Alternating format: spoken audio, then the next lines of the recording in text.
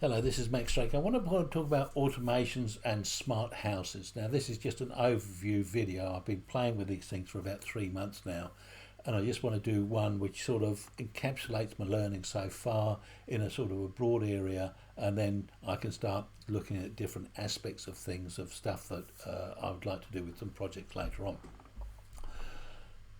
and also some of the ways that I wish to view how this is done and what it does as stuff. So the story starts off is my daughter has a plant business, so they need to go and water the plants. So they have two lots of 1 meter cubed water vessels that they can actually put the fertilizer in and actually have that ready to actually go and be dripped onto the plant. So they've got a pumping process that spreads it out and puts it in drippers onto the plants. And they've got two different areas where they've got two tanks. So they've got one tank each for the things. Before they can do that, they need to mix the water up, and they need to check the pH. So they need to mix the water up so that they're getting the real average pH rather than something from a stratifier from the top or the bottom. So they've got to mix, and then they've got to actually do the pH, and then if the pH is too high or too low, they've then got to push it, they've got to dose it with a little bit of acidity or a little bit of alkalinity, and then they've got to do that on the two separate tanks. So some of the people that are working at the place, they've got to drive for half an hour to get to the place. They've then got to turn the pumps on and run them for 5 minutes just to get the mixing right in the vessels. Then they've actually, because they can actually put the fertilizer in prior to the weekend, because they don't use the whole meter cubed over the whole weekend. So therefore, then they got to wait 5 minutes and actually then get do the pH reading, and then they've got to do an adjustment. So pump it as it is. They can manually dip in from a bottle with a little bit more acid and a little bit more alcohol, and then they wait a couple of minutes, do another reading, and then until they get it into the range they want. Then there's an automation that starts just pumping out, so they can actually just they leave it then triggers off into the thing. So they've got to do that normally between about 10 or 11 o'clock in the morning, and so that really breaks up your weekend in a way. So somebody's coming in each day on the weekend. So if you've got 52 weeks in a year, and then so for each day of the weekend, so you've got 104 days, and if they're taking an hour to get there and back, and then they're there for 20 minutes, 30 minutes doing that, and then they're usually doing another half an hour just checking other things as they go around. But they're only checking them because they've travelled all that distance, so otherwise they wouldn't normally have done those sorts of checks, but because they're there, they do. So in the end, they're spending about 2 hours on there. So if we've got 104, so you can double that to 208 or something. So 210 hours a year is what they're spending on doing that part of the process. So we looked at an automation, and we're looking at some things, and I was really just helping with the purchasing really, but they chose some devices that we could use, and we used a few 2-year devices for doing some things, and then we looked at some pumps and things for actually doing the dosing. So now a person can actually just wake up in just to be somewhere, wherever they are. They need to take 20 minutes out and actually turn on a smart switch, which will turn on the pump to keep the thing mixing around. Then they need to do a pH reading, and then once they've got a settled pH reading, they can actually up dose or down dose, add a little bit of acid or different half-life for 2 different pumps, and then they do that on both the 2 tanks, and then they leave that. So that's done before 11 o'clock, and then the automation for the pumping actually happens. So it stops them needing to go in. They just need to be somebody or take 20 minutes out at about 10 o'clock to actually make sure that they need to be done. So it saves all of that travelling in to be able to do that.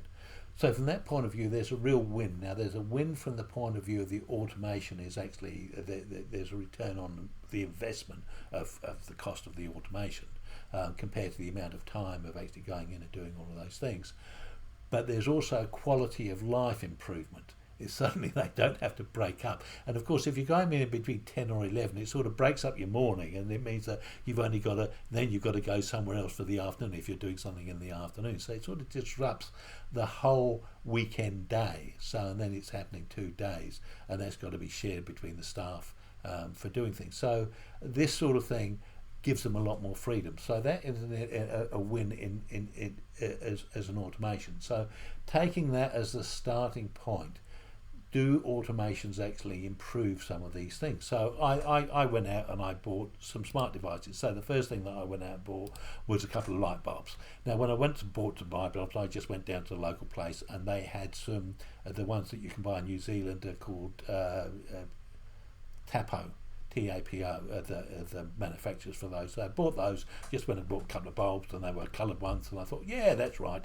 And I got the right type of light fittings and I put them in. But when I actually look on here, you can get a Bluetooth one, you can get a Wi-Fi one, you can get a Zigbee one. And if we then look further down the line on these ones here, where, you know, they work with the Tuya app or the Smart Life app or Google Assistant or Amazon Assistant or Smart Things and stuff, and which ones are which and how do you choose all of these things. So something gets quite confusing quite fast if you don't actually know what's actually happening here. So you suddenly think, whoa, I just want a light bulb and I just want to make it flashing. So I just want to go through the steps with the bulb of and how you connect and what's actually happening through there. So the first thing I want to draw your attention to here is that we are buying a smart bulb. So that means the intelligence is in the bulb.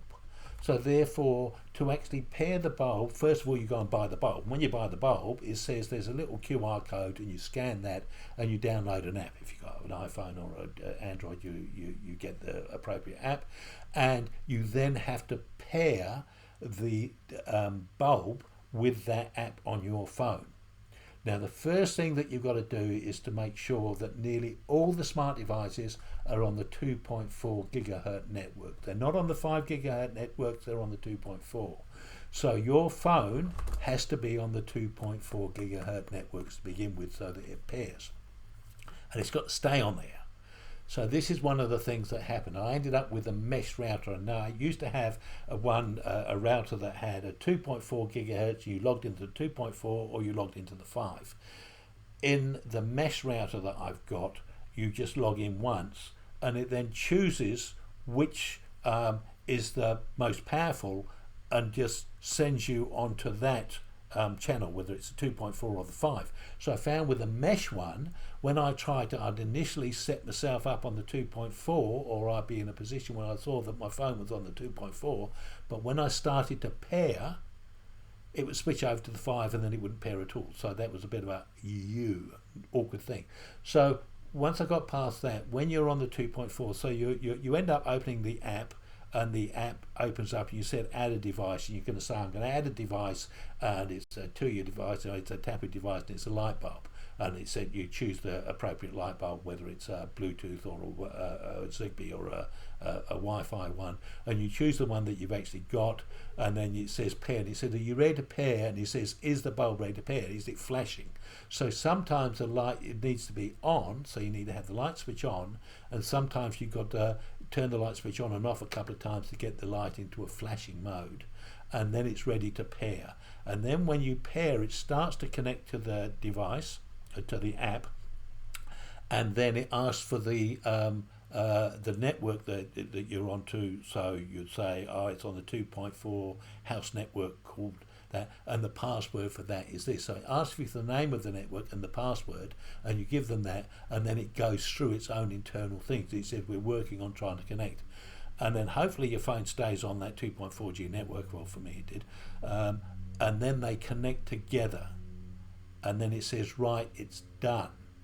And then when you press, so you then see a little thing on the light bulb that's on there, and then if you press on the bulb, it then comes up. So if we press on the bulb, this is a different app, but I just want to use it. So if I just click on the bulb there, it's turned it on and it goes green if it's on, and then if I click it, it turns it off. I can also hold it down on this particular one and it comes through here, and I suddenly say, well, we turn it on, and I don't want it to be green, I want it to be red, I want it to be a different colour to stand out, and then I don't want that level of brightness, I want that level of brightness. So I suddenly think that's the setting that I want for my mood. Some of them I think even play music. I've got one, I haven't tried it yet. So now it's on in red, so if I turn it off, it'll now just turn off, and if I turn it back on again, it comes up on that hue, and I can suddenly say, oh, it's a bit dim, I can hold it down, and I can actually just boost up and put the lighting level up in there. Hooray, hooray. So there it's a bit brighter. So it's come up a bit brighter. So I've now paired that up. Now, the two things that I need to make that thing continually operate, I've got to continually have power to it, so that means I can't turn that switch off now. So I can't control that light from the switch, because that's just a manual switch. So, and I've just got to continuously have power going to that bulb. So even when it's off, it still needs to be connected to the Wi-Fi. So it still needs to know that it's on the same network. So when you're actually setting up your Wi-Fi and you're looking at a router and things like that, it'll say what devices are connected to it. So it's only saying, oh, your PC's connected to it and your phone's connected to it. And when you close your PC down, it suddenly says, I'm not connected to that anymore. So it's only when you've got your PC open that you're connected to that network.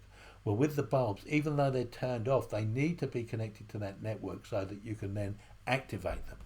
Now, when you actually connect the app to the bulb, you're not actually connecting the app in the house to the Wi-Fi. What it's actually doing is it's going up and it's sending all of that data. So when it's asking for the password and all of that to your Wi-Fi, on which Wi-Fi channel you're on, it's sending it up to Tapu Cloud. So there's a Tapu data center somewhere that this bulb is sending all of that information to.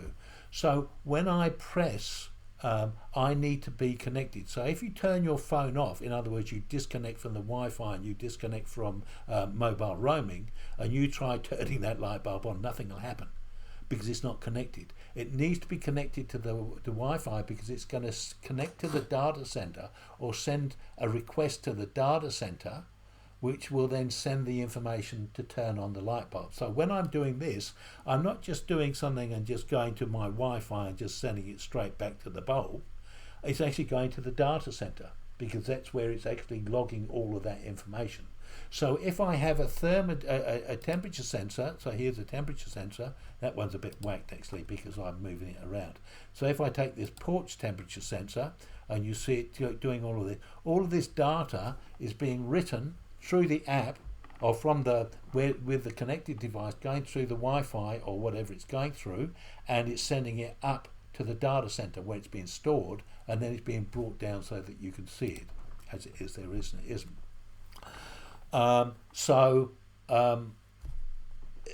You are not just connecting between you and the bulb. So what that means is that I can actually take this app, I can go to halfway around the world, and as long as my house has still got the power and the Wi-Fi on, I can actually connect to the Wi-Fi on the other side of the world, hit that button, it will turn that light on. So I can be totally remote and I can be anywhere. As long as I'm connected to the internet, I can actually connect to that data center, and from that data center, it would come down and give that request down there. Boom. Lovely. So what that's saying at this point in time is that the information is being stored in the cloud and then it's being brought down again. And so this is the next part of the story. When we were doing the automation for the plants, we also looked at putting some of these ones in. So these are soil moisture sensors. So it actually reads out the amount of moisture in the soil as a percentage. It's run on a couple of AA batteries in the back, and this connects to a Zigbee hub. So at this point in time, I'm actually going to do a little bit of digression and go into... no, I'm not going to go into that digression yet. So I suddenly thought, well, these were quite expensive. They're about $35 New Zealand, so we got about a few of them to put around the place so that you've got to get a rough idea to make sure that in the lines of where the fertiliser was going, that the water was getting there and that moisture level was up. And then there was triggers such that you can send back triggers to say, oh, the moisture levels dropped below this amount of time, and it just sends an alarm that somebody can go and just check it out. So I say that I can actually make those for cheaper. So I can buy a little a capacitive sensor, I can get a little Wi-Fi chip. So this one here is a Raspberry Pi Pico, which actually has a Wi-Fi connection that you can do. You can also use these ones here. So this is an ESP32 has a big chip on it. This one, the chip's not as big, and you can get ones like this, which are quite tiny. So this is an ESP01. So you've got a tiny wee chip through there. So I was suddenly thinking, well, hey, I can actually do that. I can actually program in with MicroPython, so I can actually say, here's the sensor, read the sensor, I'll calibrate the sensor to what it needs to be, and I'll flash the code onto the chip, and then I'll plug it in, and then I'll put the sensor in, and then I can actually monitor sensors. So as long as I got that plugged into the power, I can do that. Then I can connect to my Wi-Fi connection, and I can suddenly say, every 10 minutes, send me the reading for the soil moisture table. And so it connects to the Wi-Fi and sends that data somewhere. Where we send that data is questionable. We'll deal with that on another time. So we're doing that. So that's what this thing here is doing. So we can connect to the Wi-Fi and do that. Now this thing, I'm actually having to run through battery charger, so at 5 volts, I think 1 amp does it, does those sort of. But when I start to write these things out, so this is a bespoke sensor. I've got to program all of these things here. This is one that you can actually just buy off the shelf. And this is another one that you can buy off the shelf. So one of the things with this is what I just want to highlight through here. This one here has in the back two AAA batteries. This one here has a little button inside, but it actually has a display showing the temperature and the humidity along here, and I think it has a happy face if it's good and a sad face if it isn't, and it sends, so you can see this, and I think this changes reasonably quickly. I haven't actually bothered looking at it for too long, but these are two different sensors. Now if I look at the data on this particular sensor here, so for this one here, and I'm not going to look, I'm going to look at a similar one somewhere else, you can see it's kind of joggling along like that quite nicely. And in fact, if you look at it in close up, it's actually taking a reading every 10 minutes. So it's reading the temperature, it's reading the humidity, and it's recording that somewhere. So it's sending that up into the cloud, and it's sending it there so that that information is able to be cleaned. So if we look at that one there, that's what happens. Now if we look at this one here, this is the kitchen one here. Now look at that, it's almost like it's gone dead. But if we look at it, and if we look at it over maybe last week, you see it sort of jumping around. It doesn't really connect very well, and it actually only gives the reading that it writes every hour. So that is the level of granularity I can get. What the temperature is recorded in my database every hour, and the humidity for every hour. This one here, I can get it for every 10 minutes. So those are preset, and these are off-the-shelf ones. This one here, I can program to be bespoke. So I can actually say, I want you to read the temperature every 1 second, every 0.5 milliseconds or something like that. You can do some ridiculous things with it, and then I want you to send it via Wi-Fi or somewhere, or store it for an hour, and then just write one packet with all of those readings in there across to the Wi-Fi and put into there. So with this one, you can suddenly say, well, I only want you to write it once a year. So this is bespoke. You can program it to what your unique demands are. Now what I actually found by playing with these things here was that I could get them running for 2 or 3 days, and then they tended to kind of fall off my main things. And what I found with these was they were phenomenally reliable. I also started to play, the other one that I've got is a switch for turning my hot water on and off. I needed to kind of be able to turn the hot water on. I actually have, I pay spot prices for my electricity. So they have peak times from 7 to 12 in the morning and from 5 to 9 in the evenings, when you get charged more because everybody's using it for having breakfast and stuff like that, and they want to encourage you to use it outside times. So if you're using it in that peak time, you're paying $2.20 for megawatt hours, so you're paying about 20 cents for megawatt hours. Whereas if you were purchasing the same thing at 3 o'clock in the morning, you're only paying 150. sorry, 15 cents. So there's, instead of 220 or whatever, what, 230, 240, you're paying 150. So I can actually turn, suddenly saying, well, turn the Wi-Fi, tell the switch to turn on at 2 o'clock in the morning and heat for half an hour. I actually find 2/3 of my energy use is actually in my hot water for general times, not in winter when I'm using heating as well. So if I can control that, I'm controlling a lot of my expenses as far as that particular thing's work. So because I'm on that scenario, I can, these things are quite useful. But what I actually found with the Sonoff app is, let's go and find my Sonoff app. There's a, oops, sorry, no, back one. Whoops, where's Sonoff there? In the thing where it actually displays it, it only says, oh yeah, we give you a graph showing all of that data. In fact, they don't. On my app, all they do is they say you've used this much power in the week and you've used this much power in a month. That's all it says. Now, I've also got another meter on here, and the meter's reading my main distribution board. I don't know where I did that. And it has, this is a non-invasive clamp. And so you put a clamp around one of your incoming cables, whether it's the live or the neutral, and then this thing sends the data via Wi-Fi. So you just take those two wires, connect them to the little switch, and then you have a live and a neutral wire that goes into your plug outlet, and that runs this thing, and then that sends the information through. So when we look at that data through there, sorry, this one will come out, we can get all of that information through there.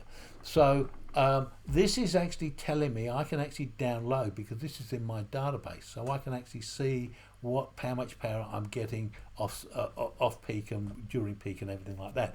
Now inside the app for this particular device, it allows you to download it via a CSV file. So that means you can download a month's worth of data of almost like when it changes from one state to another. So you go from, you know, you turn two things on, or your fridge comes on and goes back off again. Every time it changes state, it shows you the new reading. So it's very, very granular.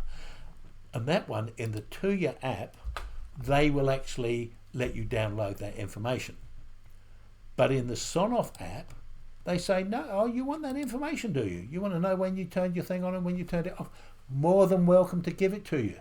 $5 a month subscription fee, or $50 a year. We'll give you that data. So that's one of the things. So one of the things is if you've got a lot of apps, like this one here's a Tapu, so that means I need the Tapu app on my phone. This one here's a Sonoff, I need a Sonoff app on my phone. This one here's a Tuya app, I need a Tuya app on my phone. So I've got 3 different apps. And so I've got a suddenly saying, I want to turn that light in the kitchen. Oh, which one is it? So I've got to open up which app to open it up. So this is where the next part of the story comes through, is that you can use something like this Home Assistant. Now, apparently Apple have it for the Apple devices and things like that, where they have this eco-culture area where you can actually bring everything together. Well, I didn't quite get that right, as in it's a place where you can bring different apps from different manufacturers and have them all in one place where you can start manipulating them. So this is great. You can actually suddenly saying, well, when the temperature outside drops down to 12 degrees, turn the heater on in the living room and also put one on in the bedroom or something like that, and close the blinds through here. Or when the sun sets, when the next sun sets in 2 hours, turn the outside light on, and also so turn that light on out there and leave it on for an hour, and also turn the kitchen light on as well, and turn the heater on in the bedroom or something, or draw the blinds. So you can activate things and trigger things through. So this one here is a Home Assistant. So this is open source, and there's a few of these where they actually you can combine different manufacturers. So inside the settings, in your devices and settings, you can get different integrations. So I can get the Tuya one, I can get the Tapu one, I can get the Sonoff one, and I can also connect my mobile phone. So there's a mobile phone integration one, so that when you want something saying when the Tapu app for a certain sensor falls below a certain thing, send me a text. Or I've got ones on here for mine when any of these batteries fall below 20%. So not only does this tell me what the temperature is and what the humidity is, it also tells me what the battery level is. So this is really brilliant. And this is what I found when I was trying to do bespoke programming. I can sort of do this. I can get some sensors and I can get a little chip doing this. And if I'm powered up and I'm connected to a USB, yeah, I can actually get these things to run for a few days, and they tend to be reasonably okay, and they tend to be reasonably reliable once I've actually got the calibrations done right. But if I try doing them remotely, and here's another sensor similar to this one here, but it's actually got the chip, it's got the temperature and humidity that I can read here, and this is reading the soil moisture content through here. And I've got an 18650 battery through here, which is 3.7 volts, I think. This thing would chew itself up in 17 hours. So that's no good for long term, and I still can't be able to get the battery reading off this one. And also, because it's got a massive chip, it chews through really fast, whereas if you've got something like this with a very small chip, it lasts a lot longer. Now, what you can actually do with the big chip ones is that you can put it into this stage. So when you're actually sending information across on the Wi-Fi, that's taking quite a lot of energy, so it's using a lot of charge coming through here. But what you can do is you can suddenly say, read the moisture, read the humidity and the temperature, send that by Wi-Fi to a database, and then go into deep sleep. So what deep sleep says, it powers everything down, and it says just keep me alive, keep me connected to the IP address so that I'd still got that connection. And then when I'm ready, every 10 minutes or every half an hour or every 2 days or something like that, wake it up and then go and read the humidity and temperature and the soil content, and then send that by Wi-Fi, then go into deep sleep again. Now, I've been very good at being able to send some information and go into deep sleep, but I haven't been able to wake it up again and send it back again. So I'm still having some challenges with that. And I still can't get the battery level to actually display like this. So, and that's whether I'm using an onboard battery, whether I'm using a battery conditioned device, or whether I'm using a power pack to actually drive the the chips in this particular way, and so running these from a power pack. So I can get so far with this, but this is me doing bespoke programs, where when you buy a light bulb or you buy one of these, you get the app for free. But again, this is it. You get different things with different apps. With the Sonoff app, it says, well, yeah, we've got that data. Tuya app, I've got all of that data. Tapu app, I've got all that data. Some of them choose to give it to you. Other ones choose to sell it to you. But if you're using something like Home Assistant, you can gather that information. So when it's sending it up to the cloud, to sending it to the Sonoff, it can also send a copy sideways that you can put on your database. Now, I've got two databases in my particular Home Assistant setup. I've got one called, it normally comes with an SQLite, which is a single file read, but it can read lots of different devices, and it has everything in one file. But you corrupt that one file and it's dead. So I've got a Maria database, which is a bit more, a MariaDB SQL, and that's a bit more robust. It's an SQL database thing, and I've also got an InfluxDB, and the InfluxDB uses the first thing is timestamp. So this sensor, what's happening? I've just turned this light on, timestamp. That's when it was turned on. Turned off. This is when it is. Timestamp. Oh, I've got a sensor, and this is the temperature. Timestamp when? Boom, straight away. So the first thing down the side is the timestamp that you've actually got. So you've got everything based on a timestamp. So it's absolutely brilliant, because you can see at a certain time what's actually happening with all your devices. So and so what you can actually do is that you can start doing comparisons. So you can suddenly say, well, look, I've got all of these. These are 4 different ones coming through, and I'd actually need to. I need to go into edit somewhere. I was playing with this before. Add maybe. No. Somewhere that this is just part of the dashboard, and I need to go into the edit part of it somewhere.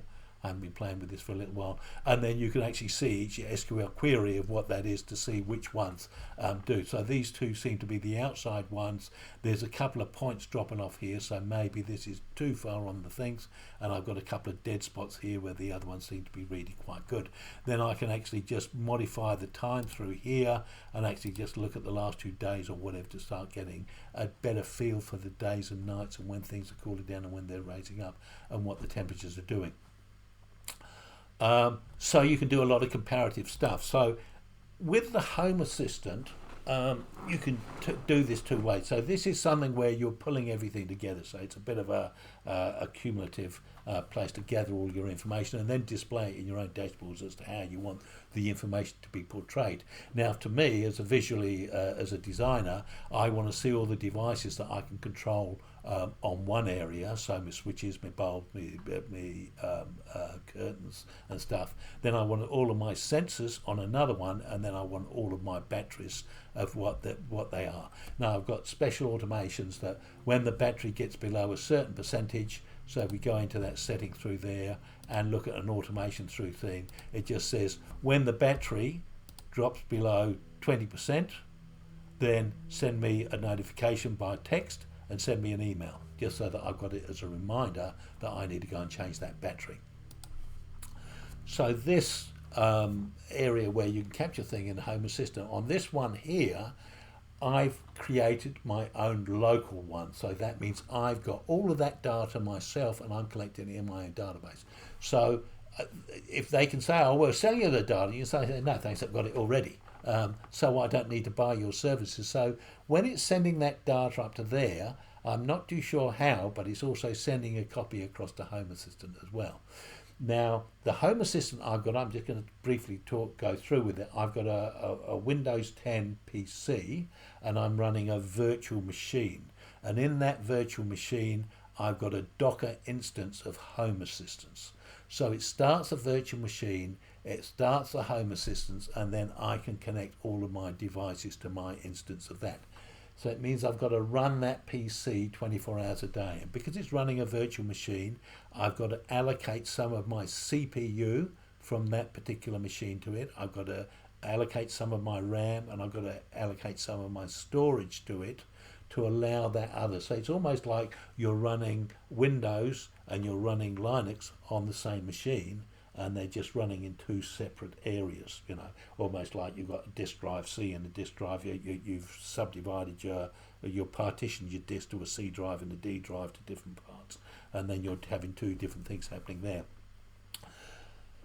But that's quite complicated to set up. So if you're just starting on these sorts of things, there is an alternative one that costs you money, of course. There's a start trial that I haven't really looked. There's a thing called Nebuchadnezzar. So Home Assistant is an open source software, and they're updating all the things as they go along. And you can actually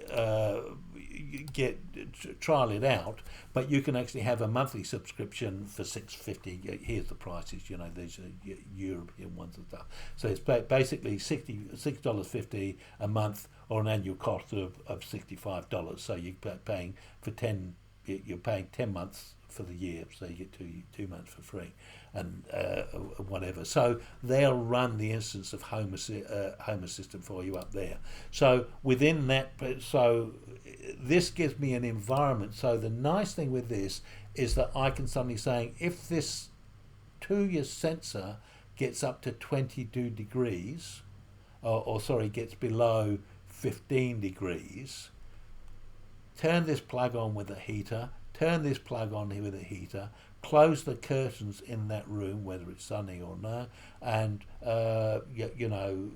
so I can and turn this Tapu light bulb on, and maybe turn my hot water on for half an hour, so with it's on off. So I can trigger all those different things from all the devices that talk to each other. So I don't.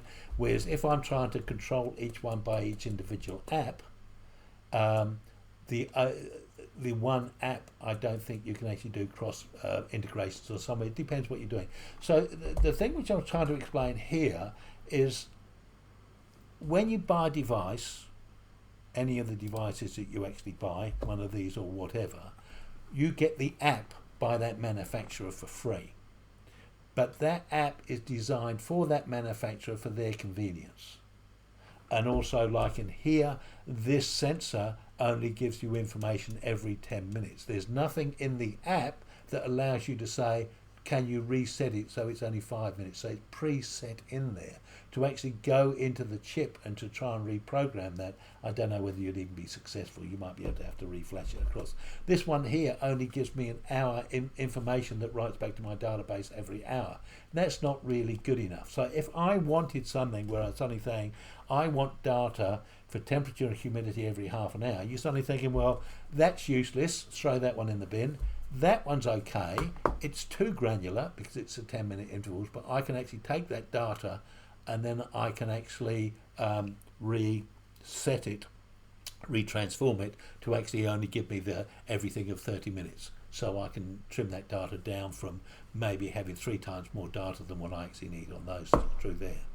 So these are off the shelf, and they're done as what the manufacturer is doing.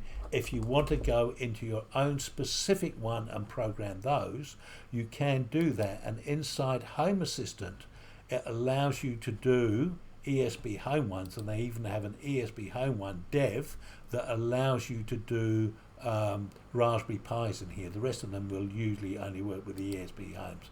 And you see on all of mine at this point in time, all of them are offline, so I haven't got any of them connected, although I've got my rain bucket out there that I'm trying to run. So that's my water level. No, that's my rain bucket one. So I really want that one running so that I can actually have be reading how much water, so I can read how much rain's actually occurring at this point in time.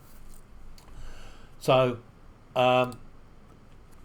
when you start off, just get 1 or 2 bulbs or a switch or something like that and try them out with the app.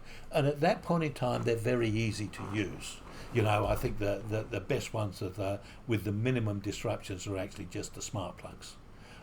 When you've got the bulb ones, the devices in the bulb, not in the switch. So if somebody goes and turns the switch off, it breaks the connection with the Wi-Fi, and so you've got to repair the devices again. So there's some issues through there. Certain ones work for me. The ones that I find I feel a win, as in, you know, taking the judgment of what was happening for my daughter's one for coming in off a weekend, of an improvement of stuff, I actually find having the light bulb in the bedroom is great from the point of view of if I'm reading a book, I might want the light bright so that I can actually clearly read the words. Or sometimes I'm actually just browsing on my computer or something like that, in which case I just want a dim background light that I just don't want too aggressive as it is.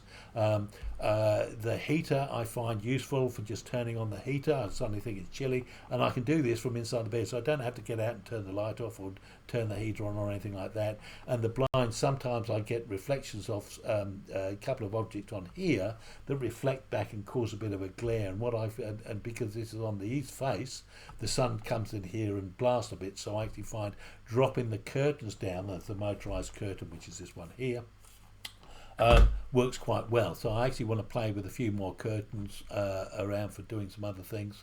And the sensors, because I'm an architect and I also do building services and stuff like that, I'm interested in actually seeing the actual changes in environment based on location of rooms down to north, south, and their orientation, and how much windows in the got, and see transform stuff like that. So I'm a bit of a data hungry person, so I want to gather a lot of this information. A lot of the times when you're looking at the putting the heating in and the cooling in, you just look at the worst case scenarios. When's the hottest day and what temperature do you want inside? When's the coldest day and what temperature do you want inside?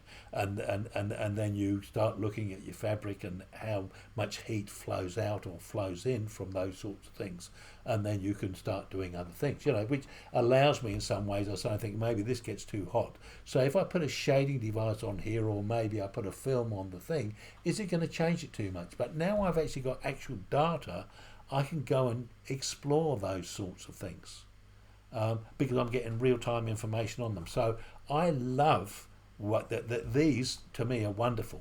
I think this is another great win for me.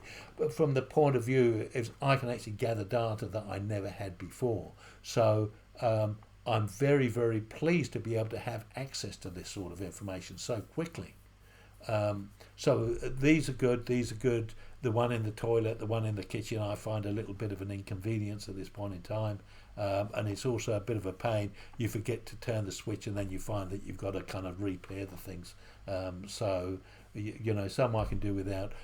Getting an idea of the overall power, I'm so impressed with through here that I'm actually getting a device. I'm getting another one of these that I can actually start putting onto individual ones. When you actually read them, you've got to read only one wire because it's alternating current. If you actually read both the wires together, they cancel each other out. The power's going one way and then it's switching the other way. So you've got to sort of have it so that it actually only reads one of the wires through here.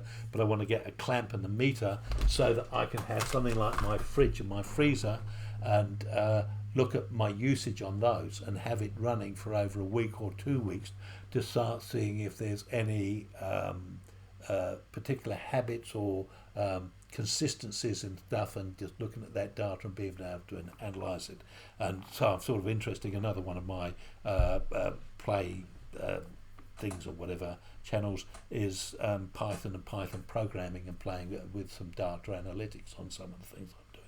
So it's nice that I can actually get real life data and actually start analysing that in a way. So where I'm coming from, maybe not where you're coming from, but I think a good question to ask is how aggressively does it need to be integrated into your house? In other words, do you have to do something with the fabric, or can it be battery operated? Again, this thing here is a sensor battery operated.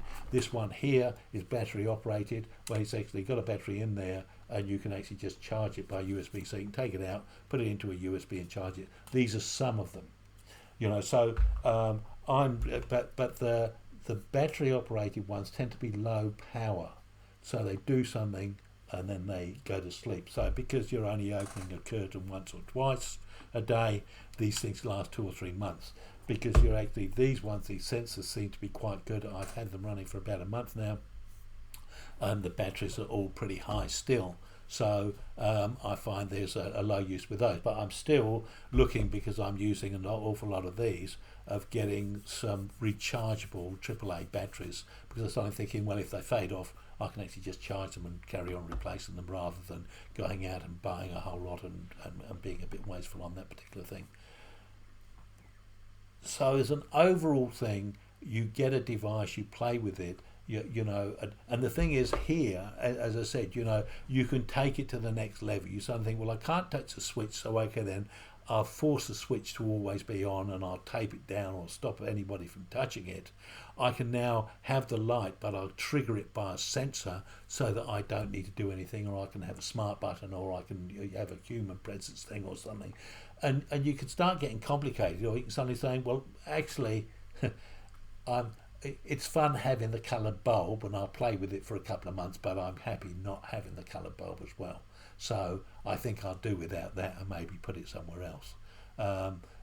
So there's also the thing of it doesn't really work for me in that particular place. So just because I've got it doesn't mean I've got to use it. You can suddenly say to somebody else, well, I've got these bulbs, maybe you might like it. I've got the ones that work for me in the bedrooms. They're really good for the rest of the house, because of the way that I activate, and I'm not consistently doing everything at a certain period of time. I'm not an automaton.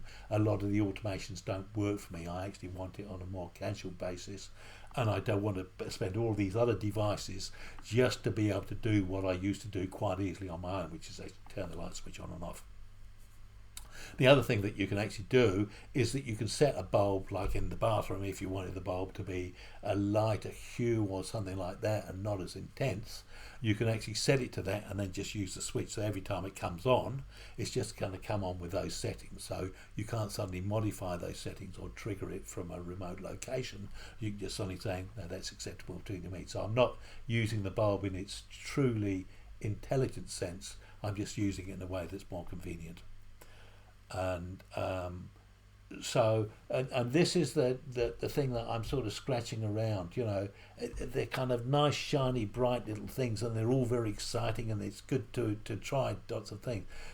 But are they really practical? Now, you know, for things like as a designer, you know, for old people who are, you know, semi-bedridden or something like that, having the control over your environment with these sorts of things is quite good.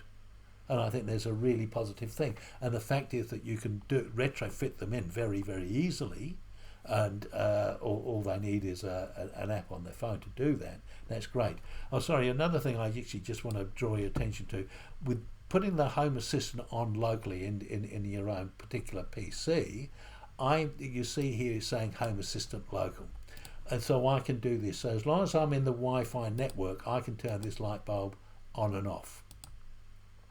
But if I go outside, because this is joining everything together, I need to be able to connect this via a domain name. Now, there are ways of doing it for free. There's something with a duck DNS or something like that, and there's a couple of videos online which show you how to do a connection through there.